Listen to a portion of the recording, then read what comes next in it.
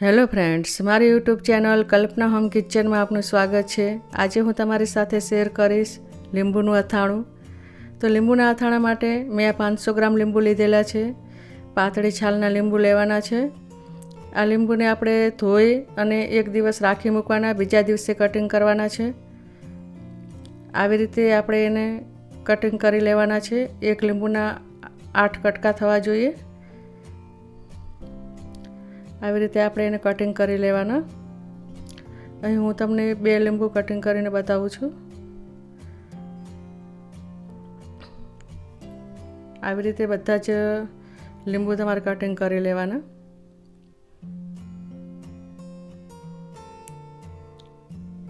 આ લીંબુમાં આપણે નથી ચાસણી કરવાની કે નથી બાફવાના, એવી રીતે અથાણું કરવાનું છે અને આ અથાણું 3-4 વર્ષ સુધી બગડતું નથી।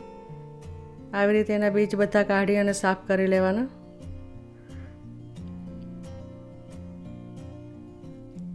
આવી રીતે લીંબુ કટિંગ કરી તૈયાર કરી લેવાના। આવી રીતે બધા જ લીંબુ કટિંગ થઈ જાય પછી આપણે એને એક કાચની બરણીમાં ભરી લઈશું। આ જે બીજ છે આવી રીતે કાઢી લેવાના છે। હવે આપણે આ જે કાચની બરણી છે એમાં આપણે આ લીંબુનું કટિંગ બધું ભરી લઈશું। આવી રીતે બધા જ લીંબુ અંદર ભરી લેવાના છે। હવે આ 500 ગ્રામ લીંબુ છે એમાં આપણે 2 ચમચી મીઠું નાખવાનું છે। જો 250 ગ્રામ હોય તો તમારે 1 ચમચી મીઠું નાખવાનું। હવે આ જે બરણી છે એને આપણે 8 દિવસ સુધી આવી રીતે રાખી મૂકવાની છે અને દિવસના 2 વખત રોજ યાદ આવે એટલી વખત તમારે આવી રીતે મિક્સ કરતા રહેવાનું।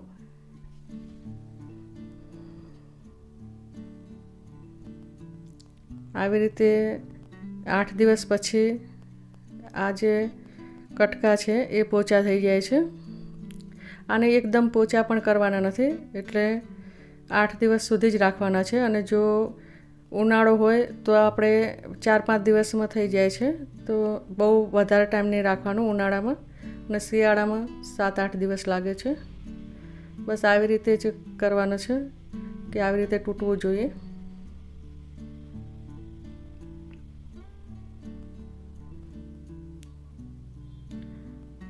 આવી રીતે આ જે લીંબુ તૈયાર થઈ જાય પછી આપણે એને પ્લાસ્ટિકના બાઉલમાં કાઢી લઈશું।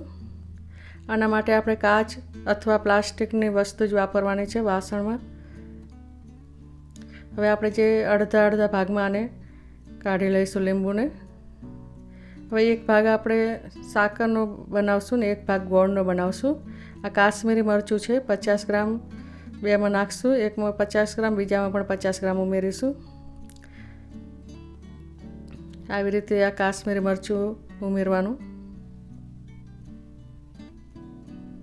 હવે આ મરી છે, મરી આપણે 1 ચમચી ઉમેરશું અને બીજા બાઉલમાં પણ 1 ચમચી ઉમેરીશું।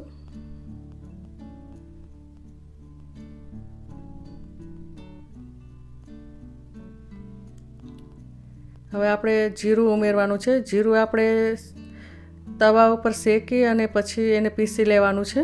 1 ચમચી આ બાઉલમાં ને બીજા બાઉલમાં પણ 1 ચમચી ઉમેરીશું। એવી રીતે બંને બાઉલમાં 1-1 ચમચી જીરાનો પાવડર ઉમેરવાનો છે।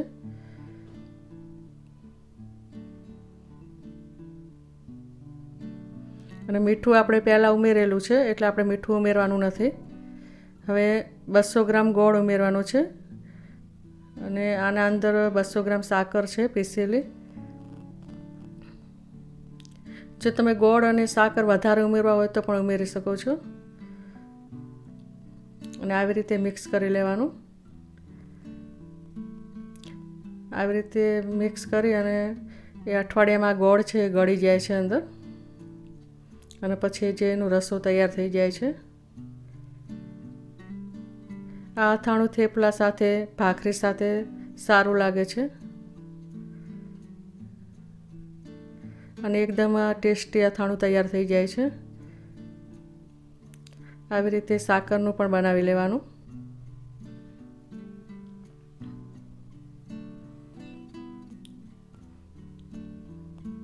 આવી રીતે તમે કાચના વાસણ વાપરશો તો અથાણું કાળું નહીં પડે।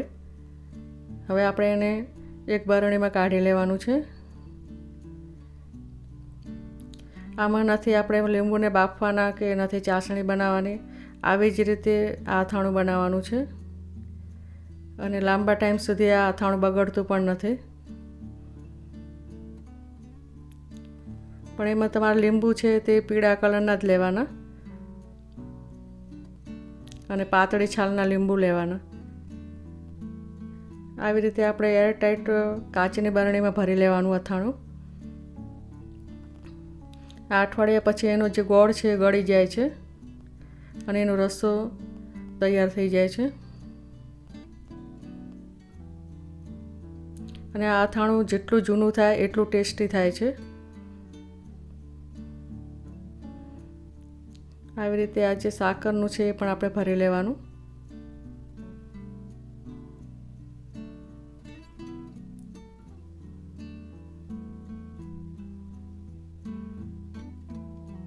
આવી રીતે ભરી અને પછી આપણે બરણી બંધ કરી દેવાની અને 4-5 દિવસ પછી એને ચમચીથી મિક્સ કરતા રહેવાનું.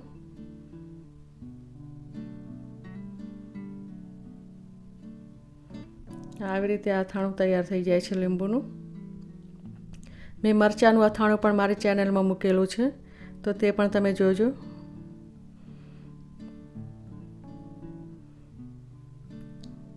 અને ફ્રેન્ડ્સ, મારી આ રેસીપી પસંદ આવી હોય તો શેર કરજો, સબસ્ક્રાઈબ કરજો અને નવા હોય તો સબસ્ક્રાઈબ કરવાનું ભૂલતા નહીં. અને હવે મળીશું બીજી રેસીપીમાં. ત્યાં સુધી બાય.